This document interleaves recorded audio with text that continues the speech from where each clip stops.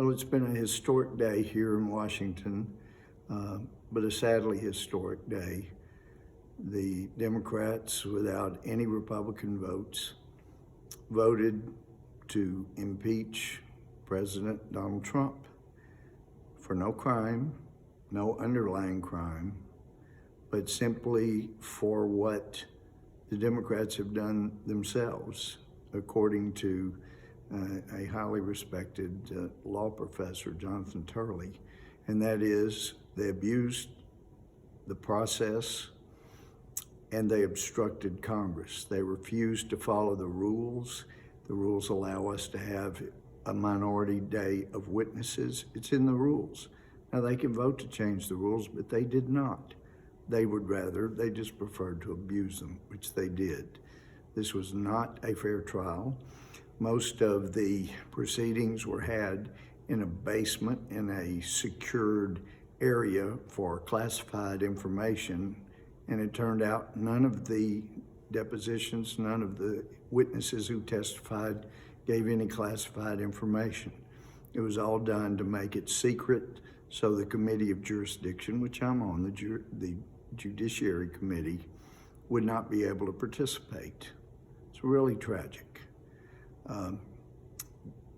But we got real insight from the comments 21 years ago today, December 18th, 1998, by a man named Senator Chuck Schumer.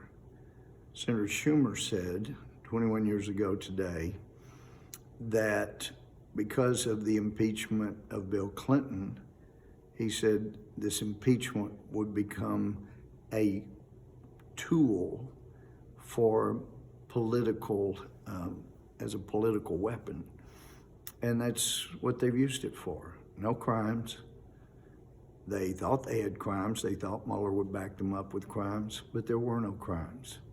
And that's what's so tragic about this.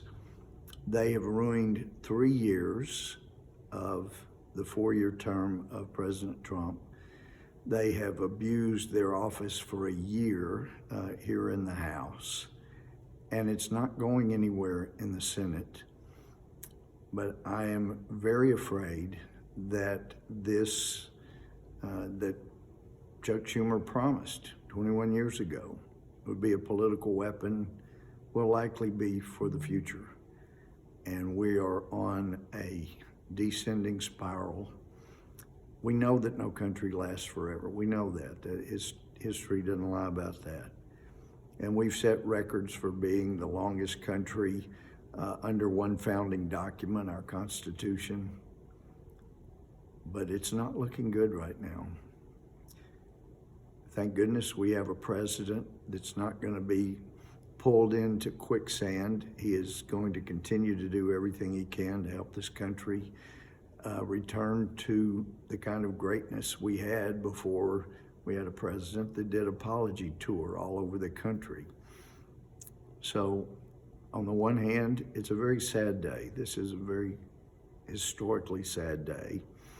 I did appreciate the speaker who had apparently given instructions that there was to be no cheering when they passed their first article of impeachment. But people forgot, and they were so excited they started to cheer, but she cut them off pretty quickly with a tough look. But she's been saying, oh no, we're going into this prayerfully, reluctantly, soberly.